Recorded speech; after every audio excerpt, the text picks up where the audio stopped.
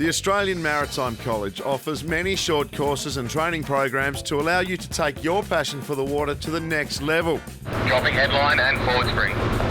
There's no better example of that than a day spent on the water with students from right around the country studying their Certificate 4. That just means that you can be a master of a vessel up to 35 metres, or in coastal waters of 15 miles off, you're good for an 80-metre vessel.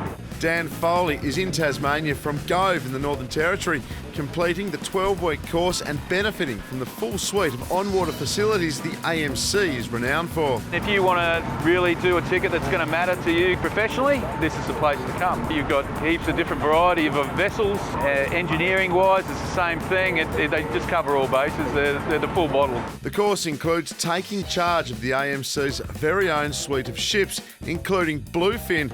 It gives new meaning to hands-on learning. It's a 35-metre vessel. I think it comes in at about 400 tonne. It's great to have the ability to be able to control it and just get better at what you're doing, you know. It's a great way. To find out more about vocational training and short courses, visit the website. You can sit down in a classroom till you're blue in the face, but when you get out there and really get your hands dirty, it's where you really take things from the course. So it's a good way to do it.